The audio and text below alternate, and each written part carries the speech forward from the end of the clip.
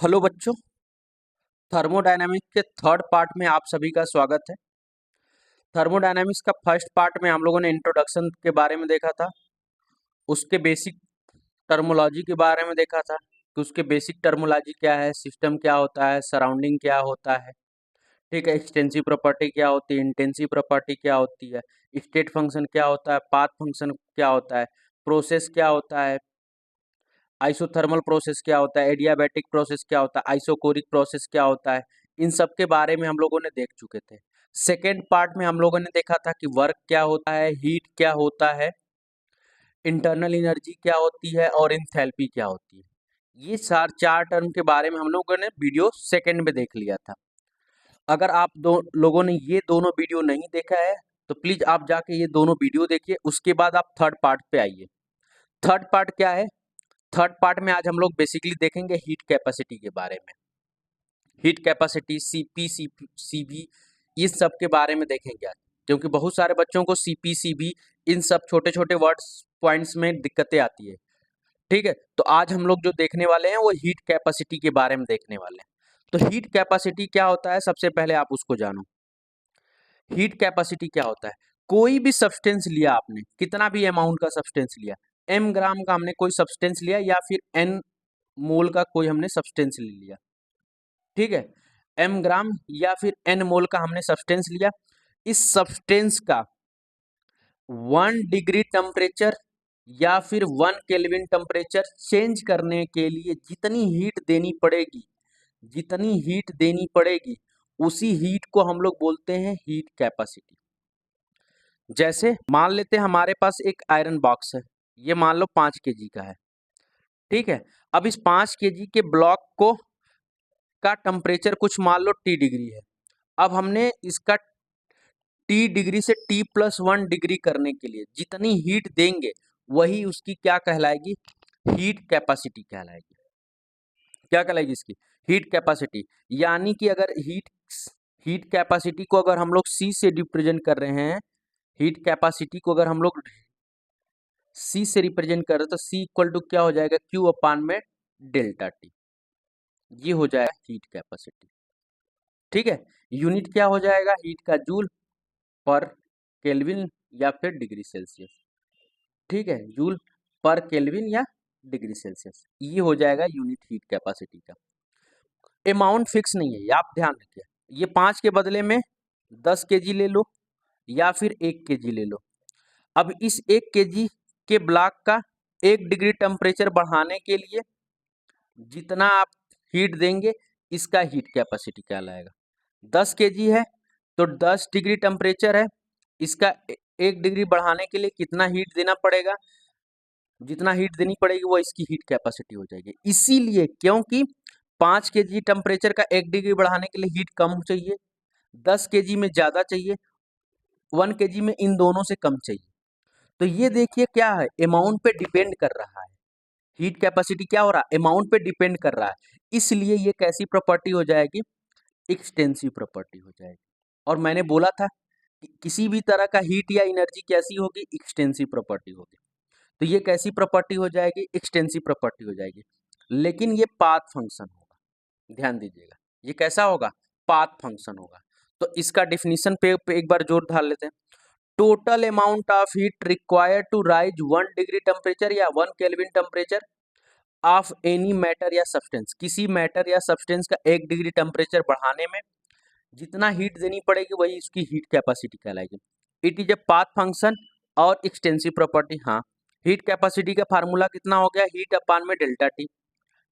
मतलब हमने कोई ब्लॉक लिया है एम केजी का या एम ग्राम का, इसमें हमने क्यू हीट सप्लाई किया है, क्यू हीट सप्लाई करने को वजह से इसमें टेम्परेचर का चेंज आ गया डेल्टा टी। तो इसका हीट कैपेसिटी कितना हो जाएगा? तो हीट कैपेसिटी हमने क्यू हीट सप्लाई किया जिसकी वजह से डेल्टा टी आया। तो यानी कि बोल सकते हैं ना, डेल्टा टी टेम्परेचर चेंज होने में कितना हीट चाहिए? क्यू लगा, तो 1 डिग्री टेम्परेचर चेंज करने में कितना हो जाएगा? क्यू अपान में डेल्टा टी। बस यही हो गया हीट कैपेसिटी। तो इस तरह से ये आ गया फार्मूला इसका। अब बात आती है स्पेसिफिक हीट कैपेसिटी क्या होता है। ये हो गया तो इसको मैं हटा रहा हूं। अब देखते हैं स्पेसिफिक हीट कैपेसिटी क्या होती है। ध्यान से सुनिएगा, स्पेसिफिक हीट कैपेसिटी क्या थी।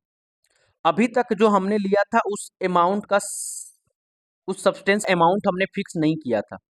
हमने 5 केजी लिया, 10 केजी लिया, 20 केजी लिया। अब क्या काम कर रहे हैं, स्पेसिफिक हीट कैपेसिटी के लिए। ये जो हमारा सब्सटेंस हम लोग ले रहे हैं, जो मैटर ले रहे हैं, इसका भी मास हमने फिक्स कर दिया। अब इसका मास कितना हो गया, 1 ग्राम हो गया। उसके पहले कितना था, m ग्राम था। तो m ग्राम का हीट कैपेसिटी कितना था, c था। तो 1 ग्राम का कितना हो जाएगा, c/m हो जाएगा। यही c/m जो हो जाएगा वही स्पेसिफिक हीट कैपेसिटी हो जाएगी, स्पेसिफिक हीट कैपेसिटी हो जाएगा। मतलब अब हमने अमाउंट को फिक्स कर दिया, इसके पहले हमने अमाउंट फिक्स नहीं किया था। 1 ग्राम सब्सटेंस है, उसका 1 डिग्री टेम्परेचर या 1 केल्विन टेम्परेचर बढ़ाने के लिए जितनी हीट देनी पड़ेगी वो उसकी हीट कैपेसिटी कहलाएगी, सॉरी स्पेसिफिक हीट कैपेसिटी कहलाएगी। क्या कहलाएगी, स्पेसिफिक हीट कैपेसिटी कहलाएगी, स्पेसिफिक हीट कैपेसिटी कहलाने लगेगी। जब तक अमाउंट फिक्स नहीं था तो हीट कैपेसिटी कहलाई। अगर हमने अमाउंट फिक्स कर दिया तो वो क्या कहलाएगा, अब हीट कैपेसिटी। मान लेते हैं हमने m ग्राम सब्सटेंस लिया था, उसकी हीट कैपेसिटी c थी, तो 1 ग्राम का क्या हो जाएगा, c/m। अब c की वैल्यू रख दो, c की वैल्यू क्या होगी, q अपान में डेल्टा टी अपान में m। तो स्पेसिफिक हीट कैपेसिटी को हम लोग cs से रिप्रेजेंट करेंगे, तो cs की वैल्यू क्या होगी, q अपान में m delta T, q equal to m delta T, q upon में m डेल्टा टी। तो q की वैल्यू क्या लिख सकते हैं, cs m डेल्टा टी। मतलब हमने क्या, हमारे पास m ग्राम का सब्सटेंस था, इसका q हीट हमने सप्लाई किया जिसकी वजह से इसमें डेल्टा टी चेंज आया, तो इसकी स्पेसिफिक हीट कैपेसिटी क्या हो जाएगी। अगर m ग्राम का है तो हीट कैपेसिटी कितनी हो जाएगी, q अपान में डेल्टा टी। तो 1 ग्राम में के लिए कितना हो जाएगा, m से डिवाइड कर देंगे, तो m q अपान में m डेल्टा टी। तो ये अगर आ गया, क्या आ गया, इसी को हम लोग बोलेंगे क्या, स्पेसिफिक हीट कैपेसिटी। ठीक है, आप उसी को पढ़ लीजिए। Total amount of heat required to raise 1 degree temperature या 1 kelvin temperature of 1 gram of the substance. हमारा सब्सटेंस कितना होगा, 1 ग्राम। 1 ग्राम हमारा सब्सटेंस है, इसका 1 डिग्री टेम्परेचर बढ़ाने के लिए जितनी हीट देनी पड़ेगी वही उसकी हीट स्पेसिफिक हीट कैपेसिटी कहलाएगी। स्पेसिफिक हीट कैपेसिटी का फार्मूला क्या हो जाएगा, हीट अपान में m into delta T X. Delta T change in temperature, m क्या हो जाएगा, मास ऑफ सब्सटेंस। अब इसका यूनिट क्या हो जाएगा, स्पेसिफिक। अब देखिए यहाँ पे अब हमने क्या बोला था कि हीट पर ग्राम हो गया, पर ग्राम आ गया, तो ये कैसी प्रॉपर्टी हो जाएगी, इंटेंसिव प्रॉपर्टी हो जाएगी। ध्यान दीजिएगा, स्पेसिफिक हीट कैपेसिटी कैसी प्रॉपर्टी हो जाएगी, एक्सटेंसिव प्रॉपर्टी हो जाएगी। कैसा फंक्शन होगा, स्टेट फंक्शन होगा। कैसा फंक्शन होगा, स्टेट फंक्शन होगा। हीट कैपेसिटी कैसा फंक्शन होगा, पाथ फंक्शन होगा। लेकिन स्पेसिफिक हीट कैपेसिटी कैसा हो जाएगा, स्टेट फंक्शन हो जाएगा। ठीक है, इस तरह से आप इस चीज को ध्यान दीजिएगा। उसके बाद नेक्स्ट पॉइंट जो हमें देखना है वो क्या था, यूनिट देखना था। यूनिट क्या हो जाएगा, Q अपान में m डेल्टा टी। तो Q हीट की यूनिट क्या हो गई, जूल। मास का हो गया ग्राम, और टेम्परेचर क्या होगा, केल्विन में। तो जूल पर ग्राम पर केल्विन हो गया, या फिर जूल पर ग्राम पर केल्विन हो गया, डिग्री सेल्सियस हो गया या केल्विन हो गया। तो ये हो जाएगा किसका यूनिट, स्पेसिफिक हीट कैपेसिटी का। स्पेसिफिक हीट कैपेसिटी का यूनिट ये हो जाएगा। अगर आपने यूनिट ध्यान दिया होगा तो ध्यान से यूनिट यूनिट भी देख के आप पता कर लोगे कि ये क्या दिया हुआ है क्वेश्चन में। स्पेसिफिक हीट कैपेसिटी दिया हुआ है, हीट कैपेसिटी दिया हुआ है, तो स्पेसिफिक हीट कैपेसिटी हो गया। नेक्स्ट जो टर्म है, जो नेक्स्ट पॉइंट है वो हमारा क्या है, मोलर हीट कैपेसिटी। ये सिमिलर है किसके, स्पेसिफिक हीट कैपेसिटी के। मोलर हीट कैपेसिटी नाम से पता चल रहा है, मोल यानी कि 1 मोल सब्सटेंस है, इसका 1 डिग्री टेम्परेचर या 1 केल्विन टेम्परेचर बढ़ाने के लिए जितनी हीट देनी पड़ेगी वही हीट क्या कहलाएगी, मोलर हीट कैपेसिटी कहलाएगी। मोलर हीट कैपेसिटी कहलाएगी। अगर हमारा अमाउंट कितना था, 1 ग्राम था, 1 ग्राम था, 1 डिग्री टेम्परेचर चेंज करने के लिए जितनी हीट देनी पड़ रही थी वो क्या था, स्पेसिफिक हीट कैपेसिटी थी, स्पेसिफिक हीट कैपेसिटी था।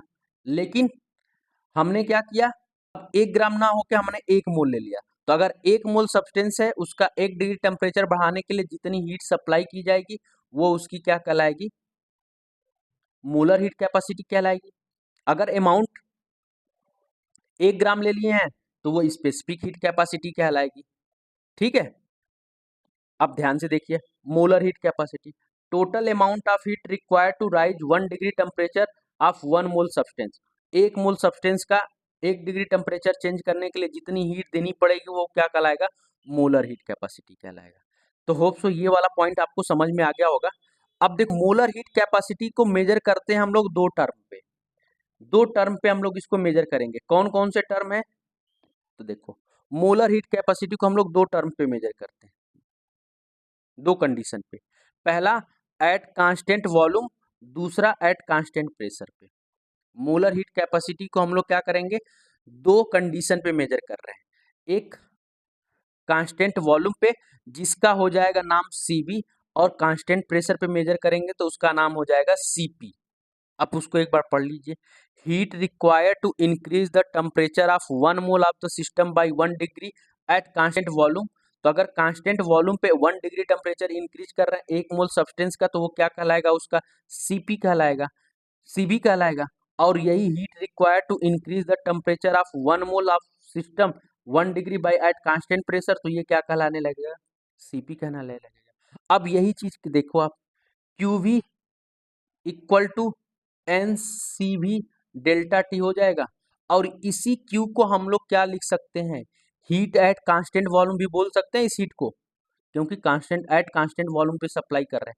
हीट एट कांस्टेंट वॉल्यूम को हम लोग क्या लिख सकते हैं, DU लिख सकते हैं, क्योंकि अभी हम लोगों ने पिछले लेक्चर में ही पढ़ा था कि हीट एट कांस्टेंट वॉल्यूम को हम लोग क्या बोलते हैं, DU, internal energy, change in internal energy, जहाँ पे Q plus W equal to delta U होता है। फर्स्ट लॉ ऑफ थर्मोडायनेमिक्स से एट कांस्टेंट वॉल्यूम की वजह से वर्क डन 0 हो जाएगा, तो delta U equal to QV के बराबर था। यानी कि हीट एट कांस्टेंट वॉल्यूम को हम लोग चेंज इन इंटरनल एनर्जी बोल रहे थे, तो इसी को हम लोग डेल्टा यू लिख सकते हैं, delta U NCB delta T. या फिर अगर ये स्मॉल यूज करना चाहेंगे तो NCB DT यूज कर लेंगे, ये हो जाएगा।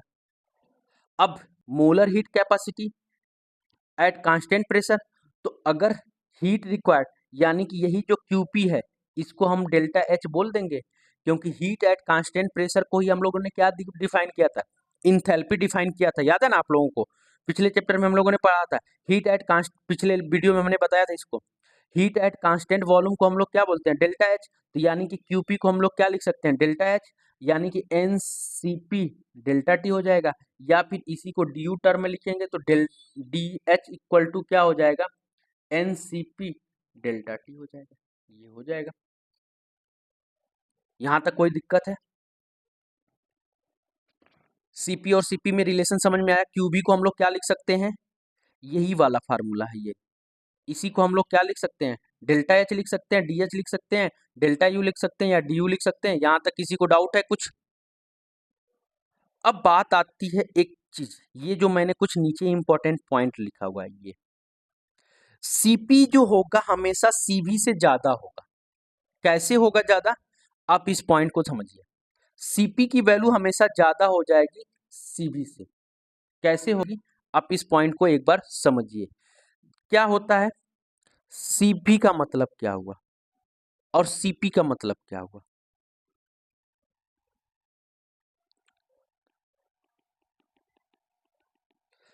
अब ये हमारा 1 मोल सब्सटेंस है, 1 मोल गैस है, हमने इसका 1 डिग्री टेम्परेचर बढ़ाना है हमको। अब जैसे ही हमने इसको हीट देना शुरू किया, जैसे ही इसका 1 डिग्री टेम्परेचर बढ़ेगा, 1 डिग्री टेम्परेचर बढ़ेगा, गैस की एनर्जी बढ़ेगी, क्योंकि उनकी काइनेटिक एनर्जी बढ़ जाएगी। काइनेटिक एनर्जी बढ़ने की वजह से उनका मोशन बढ़ेगा, मोशन बढ़ने की वजह से इनका प्रेशर इंक्रीज कर जाएगा। क्या हो जाएगा, प्रेशर इंक्रीज कर जाएगा, और वॉल्यूम में कोई चेंज नहीं आएगा। क्यों, क्योंकि ये Cp है, Cv है। तो ये किस पे हो रहा है? एट कांस्टेंट वॉल्यूम पे हो रहा है, एट कांस्टेंट वॉल्यूम पे हो रहा है। वॉल्यूम नहीं बढ़ा, क्या बढ़ गया इसका? प्रेशर बढ़ गया हीट देने की वजह से। तो प्रेशर बढ़ने से कोई दिक्कत तो है नहीं, हमें वॉल्यूम को कांस्टेंट रखना था। तो ये हो गया हमारा डी या फिर इसी को हम लिख सकते हैं क्यू सी सी भी हीट जो चाहिए था, ये हो गया हमारा सी भी। अब बात आती है सीपी के टर्म समझने की कोशिश करिए। सीपी क्या होगा? ये हमने हमने क्या लिया? 1 मोल गैस लिया था, 1 मोल गैस लिया था, इसका 1 डिग्री टेम्परेचर है, ठीक है। अब इसका 1 डिग्री टेम्परेचर इंक्रीज करना है, यहां से हमने हीट देना सप्लाई किया। अब जैसे ही हमने हीट देना सप्लाई करेंगे, क्या होगा? प्रेशर बढ़ेगा, बढ़ेगा ना प्रेशर। क्यों? क्योंकि काइनेटिक एनर्जी बढ़ेगी इसका, काइनेटिक एनर्जी बढ़ने की वजह से इसका प्रेशर बढ़ेगा। अब प्रेशर को हमें कांस्टेंट रखना है। अगर हमें प्रेशर को कांस्टेंट रखना है तो हमें क्या काम करना पड़ेगा? फिर वॉल्यूम को इंक्रीज करना पड़ेगा। और जैसे ही वॉल्यूम इंक्रीज हुआ, यहां से यहां गया, यहां से यहां गया, इसने कुछ मैकेनिकल वर्क कर दिया, क्योंकि P इंटू डेल्टा भी तो वर्क होता है। इसने कुछ वर्क किया। अब जो एनर्जी हम दे रहे थे, अब उससे थोड़ी सी ज्यादा एनर्जी देनी पड़ेगी, क्योंकि वॉल्यूम बढ़ गया, और वॉल्यूम बढ़ने की वजह से काइनेटिक एनर्जी टेम्परेचर चेंज हो जाएगा, क्योंकि वर्क हो गया थोड़ा सा। तो अब क्या करना पड़ेगा? हमें थोड़ा सा ज्यादा हीट देनी पड़ेगी। इसीलिए सीपी की वैल्यू ज्यादा हो जाती है सीबी से। और ये वैल्यू कितनी होगी ज्यादा? सीपी माइनस सीबी की वैल्यू कितनी ज्यादा हो जाएगी? तो वर्क डन के बराबर। कितनी ज्यादा होगी? वर्क डन के बराबर। ये सिस्टम जितना वर्क डन कर देगा, जितना वॉल्यूम में चेंज आएगा, प्रेशर कांस्टेंट है तो ये पी एक्सटर्नल हो जाएगा, और इसी पी एक्सटर्नल पे हमने क्या किया? डेल्टा का मल्टीप्लाई किया, तो ये वर्क आ गया, तो यही वर्क के बराबर हो जाएगा। तो ये जो मैंने लाइन लिखा था कि सीपी ग्रेटर देन सीबी होगा, ये समझ में आया? क्यों होगा? क्योंकि यहाँ पे देखिए, हमने जैसे हीट दिया, प्रेशर बढ़ा, प्रेशर बढ़ने की वजह से गैस का वॉल्यूम तो बढ़ेगा नहीं, क्योंकि वह गैस का वॉल्यूम हमें कांस्टेंट रखना है। अगर गैस का वॉल्यूम कांस्टेंट है तो उसको हम लोग क्या बोलेंगे? सीबी बोलेंगे। यहाँ पे हीट देना शुरू किए, जैसे ही हमने हीट दिया, गैस का प्रेशर बढ़ना शुरू होगा, क्योंकि काइनेटिक एनर्जी गैस को मिलेगी, हीट दे रहे हैं तो मॉलिक्यूल है उसकी काइनेटिक एनर्जी बढ़ेगी। जैसे इसको काइनेटिक एनर्जी बढ़ी, इसने प्रेशर लगाना ज्यादा शुरू किया। जैसे इसका प्रेशर बढ़ेगा, तो ये प्रेशर को कांस्टेंट रखना, क्योंकि हम लोग सीपी देख रहे हैं, तो प्रेशर को कांस्टेंट रखने के लिए वॉल्यूम क्या करेगा? इंक्रीज कर जाएगा। और जैसे ही वॉल्यूम इंक्रीज करेगा, कुछ वर्क डन हो जाएगा, क्योंकि work equal to minus P external into delta भी होता है। वॉल्यूम में चेंज हुआ, ऊपर से एक्सटर्नल प्रेशर लग ही रहा है एक, तो इसमें क्या हो गया? कुछ एक्सटर्नल वर्क हो गया। अब हमें एक्सटर्नल वर्क के बराबर भी तो थोड़ा हीट देनी पड़ेगी, क्योंकि जैसे ही इसने वर्क किया, इसका टेम्परेचर चेंज हो जाएगा। फिर से 1 डिग्री टेम्परेचर लाने के लिए हमें क्या करना पड़ेगा? थोड़ा सा ज्यादा हीट देना पड़ेगा। अब ये ज्यादा जो हीट दे रहे हैं वो किसके बराबर होगा? वर्क के बराबर। इसीलिए सीपी की वैल्यू ज्यादा हो रही है सीबी से। अब सीपी माइनस सीबी की वैल्यू कितनी होगी? डब्ल्यू के बराबर होगी, यानी कि minus P external into delta we के बराबर होगी। यही स्टेटमेंट मैंने लिखा हुआ है। सीपी माइनस सीबी कितना हो जाएगा? डेल्टा सीपी माइनस सीबी कितना हो जाएगा? वर्क डन के बराबर हो जाएगा। अब ये दूसरा पॉइंट जो मैंने लिखा हुआ है, CP minus CB equal to R, ये क्या होता है? अभी हम लोगों ने क्या देखा? अभी हम लोगों ने क्या देखा है? इसको इरेज करते हैं। आपने ये वाला देखा, अभी हमने लोगों ने क्या देखा था? क्यूबी को लोगों ने क्या देखा था? क्यूबी इक्वल टू क्या था? क्यूबी इक्वल टू हम लोगों ने क्या लिखा था? सीबी एन डेल्टा टी लिखा था। अब यही क्यूबी को हम लोगों ने क्या लिखा था? D U C B N D T लिख दिया था। और क्यूपी को हम लोगों ने क्या लिख दिया था? जो सीपी एन डेल्टा थी, इसको हम लोगों ने क्या लिखा था? D H C B N delta T, या डी टी लिख लीजिए या डेल्टा टी लिख दीजिए, ठीक है। ये था। अब हम लोग पिछले लेक्चर में हम लोगों ने पढ़ा था, क्या पढ़ा था? आपने ये चीज पढ़ा था, delta H equal to delta U plus delta N G R T, ये आपने पढ़ा था, याद है? वहां पे हम लोगों ने इंथैल्पी में केस में पढ़ा था। अब डेल्टा एच की वैल्यू रख दीजिए आप, क्या होगा डी यू, डेल्टा एच की वैल्यू क्या है N C V D T equal to, ये डेल्टा क्या हो जाएगा, ये सी पी है, sorry C P, N C B delta T plus change in mole कितना आ गया एन आर डेल्टा टी। अब ध्यान से देखो, एन डेल्टा टी इसमें भी है, एन डेल्टा टी इसमें भी है, एन डेल्टा टी इसमें भी है, तो कॉमन कैंसिल आउट हो जाएगा, इसमें से कॉमन ले लो। अरे नहीं समझ में आया, इस तरह से देखिए, ये हो जाएगा, इसमें से एन डेल्टा टी कॉमन ले लिया, एन डेल्टा टी कॉमन ले लिया, तो इसमें क्या बचा सी बी प्लस आर बचा। अब इसको हम लोग क्या कर सकते हैं, इधर से ये कैंसिल, इधर से ये कैंसिल कर सकते हैं, तो सी पी इक्वल टू क्या हो गया सी बी प्लस आर, तो इस बार C P minus C B किसके बराबर हो गया आर के बराबर। तो यही चीज हमने लिखा हुआ था यहाँ पे कि C P minus C B किसके बराबर हो जाएगा आर के बराबर हो गया। तो यानी कि इस इक्वेशन से इस इक्वेशन से हम कंपेयर करेंगे तो आर किसके बराबर हो जाएगा वर्क डन के बराबर। यानी कि जो हमने अभी पढ़ा था कि सीपी ज्यादा होता है सीबी से, कितना ज्यादा होगा सीपी सीबी से आर के बराबर, मतलब 8.314 जूल ज्यादा होगा। ठीक है, कितना होगा 8.314 जूल ज्यादा होगा। तो यही चीज लिखा हुआ था, work work done by the gas expanded 1 mole of gas raise to 1 degree. कितना वर्क करेगा, 1 डिग्री टेम्परेचर में 1 मोल गैस को जितना बढ़ाने में जितना चाहिए वही क्या कहलाएगा वर्क डन कहला जाता है। तो ये चीजें थी, और ये चीजें बहुत ही इंपॉर्टेंट है, आपको दिमाग में रखना ही पड़ेगा। तो सीपी माइनस सीबी किसके लिए, गैस के केस में कितना हो जाएगा आर के बराबर होगा। सीपी माइनस सीबी गैस के केस में किसके बराबर हो जाएगा आर के बराबर हो जाएगा। और सीपी बराबर हो जाएगा सीबी के, किसके लिए सॉलिड और लिक्विड के लिए। क्योंकि वर्क क्यों बराबर हो जाएंगे, क्योंकि सॉलिड का एक्सपेंशन बहुत ज्यादा होगा नहीं, गैस का एक्सपेंशन ज्यादा हो जाता है, तो इसलिए वर्क आ जाएगा, सॉलिड और लिक्विड का नहीं आएगा। तो इसलिए सीपी और सीबी बराबर हो जाएंगे सॉलिड और लिक्विड के लिए। गैस के लिए ये आएगा, किसके बराबर होगा आर के बराबर हो जाएगा।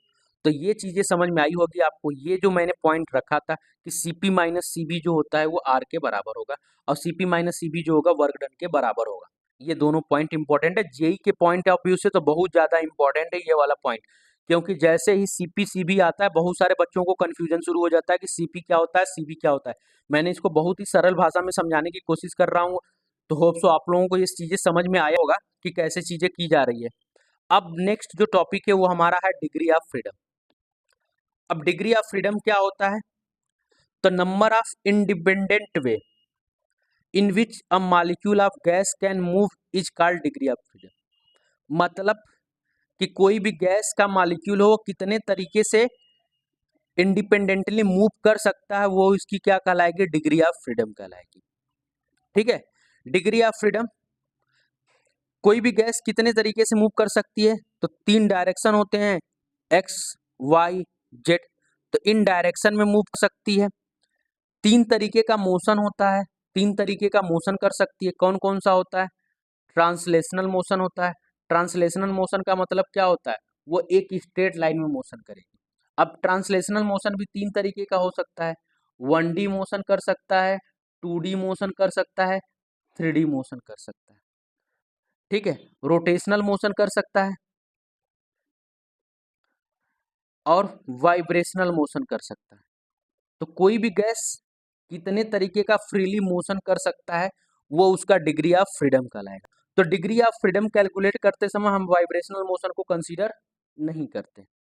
ठीक है, डिग्री ऑफ फ्रीडम कैलकुलेट करते समय हम वाइब्रेशनल मोशन को कंसीडर नहीं करते। तो ये हो जाएगा हमारे 3 तरीके का, 3 डायरेक्शनल मोशन हो सकता है, ट्रांसलेशनल मोशन हो सकता है 1D 2D 3D, rotational motion हो सकता है, वाइब्रेशनल मोशन होता है लेकिन हम उसको डिग्री ऑफ फ्रीडम के में कैलकुलेट नहीं करेंगे। तो ठीक है, तो इस तरह से 3 कई। अब देखिए डिफरेंट टाइप के गैस के लिए जो होता है, अब सीवी की वैल्यू देखिए, सीवी की वैल्यू क्या होती है F into R by two. F क्या हो गया डिग्री ऑफ फ्रीडम, एफ क्या हो गया डिग्री ऑफ फ्रीडम। तो डिग्री ऑफ फ्रीडम हो गया एफ, एफ हमारा क्या है डिग्री ऑफ फ्रीडम है, डिग्री ऑफ फ्रीडम है। तो CV की वैल्यू कितनी हो जाएगी, F into R by two, F into R by two. CP की वैल्यू क्या हो जाएगी, CV प्लस आर, अभी हम लोगों ने निकाला था पीछे। CP कितना हो जाएगा, CV प्लस आर, तो CV की वैल्यू रख दो F plus two R by two. और एक होता है CP अपान में CV का रेशियो, जिसको हम लोग पॉइजन्स रेशियो बोलते हैं। इस चीज का यूज हम लोग आगे करेंगे एडियाबैटिक प्रोसेस में। पॉइजन्स रेशियो का यूज, CP और CV का यूज वहां पे किया जाएगा जब हमें डायटोमिक गैस, मोनोएटॉमिक गैस इस तरह से वर्ड यूज करके बोलेगा। आइडियल गैस बोलेगा तो ठीक है, लेकिन अगर diatomic gas, monoatomic gas, polyatomic gas इस तरह से यूज करता है, तो उस केस में हमें इस चीज को याद करने में हेल्प मिलेगी। तो पॉइजन्स रेशियो क्या होता है, गामा को हम लोग पॉइजन्स रेशियो बोलते हैं, जो कि CP अपान में CV होता है। ठीक है, अब इस कौन कौन से लिए क्या क्या वैल्यू होती है, आप एक टेबल ध्यान से देख लीजिए। मोनोएटॉमिक गैस मतलब जो नेचर में सिंगल पाया जाता है, जैसे हीलियम हो गया, नियान हो गया, आर्गन हो गया, क्रिप्टन हो गया, नोबल गैस वाले जो मोनोएटॉमिक होते हैं, नेचर में अपना फ्री फॉर्म में पाए जाते हैं, तो उनका डिग्री ऑफ फ्रीडम कितना होता है, 3 होता है। ये वैल्यू आपको, डिग्री ऑफ फ्रीडम वाली वैल्यू आपको याद करनी पड़ेगी अलग अलग गैस के लिए। उसके बाद CV value R by two हो जाएगी, तो यहाँ पे डिग्री ऑफ फ्रीडम कितना हो जाएगा, 3। डाया एटॉमिक गैस के लिए डिग्री ऑफ फ्रीडम कितना हो जाता है, 5। ट्राई एटॉमिक गैस या कई कई बुकों में इसको पॉली एटॉमिक गैस बोल देता है। यहाँ पे पॉली एटॉमिक गैस के लिए अगर वो लीनियर मॉलिक्यूल होगा तो 7 हो जाएगा, नॉन लीनियर होगा तो 6 हो जाएगा। ठीक है, CV की वैल्यू कितनी हो जाएगी, 3R by two, 5R by two, 7R by two, 6R by two, यानी कि 3R हो जाएगा। CP की वैल्यू कितनी हो जाएगी, 5R by two, CP 7R by two, 9R by two, 8R by two या 4R। पॉइजन्स रेशियो कितना हो जाएगा, 5/3, 7/5, 9/7, 4/3। तो अगर ये बोल दिया कि कोई गैस है जिसका पॉइजन्स रेशियो 5/3 है, वो कौन सी गैस हो जाएगी, तो मोनोएटॉमिक गैस हो जाएगी। ठीक है, अगर कोई गैस है जिसका पॉइजन्स रेशियो 7/5 है, तो कौन सी गैस हो जाएगी, तो डायटोमिक गैस हो जाएगी। कोई गैस है जिसका पॉइजन्स रेशियो 9/7 है, तो क्या हो जाएगी, ट्राईएटॉमिक गैस हो जाएगी। ठीक है, लीनियर वाली। तो इस तरह से ये टेबल आपको ध्यान रखना है। ये चीजें नीट में तो कम देखा गया है इस तरह के क्वेश्चन, लेकिन जेई के पॉइंट ऑफ व्यू से बहुत ज्यादा इंपॉर्टेंट है। ठीक है, तो इसका यूज करके हम लोग क्वेश्चंस भी सॉल्व करेंगे आगे। इस बार जेई मेंस में भी पॉइजन्स रेशियो से रिलेटेड क्वेश्चन पूछा हुआ था, उसको हम लोग आगे करेंगे। तो जो नेक्स्ट वीडियो होगा हमारा, वो हम पढ़ेंगे डिफरेंट टाइप ऑफ वर्क के ऊपर, डिफरेंट टाइप ऑफ वर्क के ऊपर, जैसे मोनोएटॉमिक, सॉरी, जैसे हमें आइसोथर्मल वर्क हो गया, एडियाबैटिक वर्क हो गया। ठीक है, उसके बाद आइसोकोरिक हो गया, आइसोबॉरिक हो गया, इस तरह के वर्क के बारे में अभी तक हम लोगों ने सिर्फ ये इरिवर्सिबल वर्क के बारे में पढ़ा था। अब रिवर्सिबल वर्क के बारे में भी पढ़ेंगे कि आइसोथर्मल रिवर्सिबल वर्क क्या होगा, आइसोथर्मल इरिवर्सिबल वर्क क्या होगा, आइसोथर्मल एडियाबैटिक वर्क क्या होगा, आइसोथर्मल इरिवर्सिबल एडियाबैटिक कैसे निकालेंगे वर्क डन। तो इन सब के ऊपर हम लोग अभी डिस्कशन करेंगे नेक्स्ट वीडियो में। ठीक है, तो होप सो आपने यहाँ तक एंजॉय किया होगा लेक्चर को। ऐसे ही और नए कॉन्सेप्ट के लिए हमारे चैनल पर बने रहिए। धन्यवाद।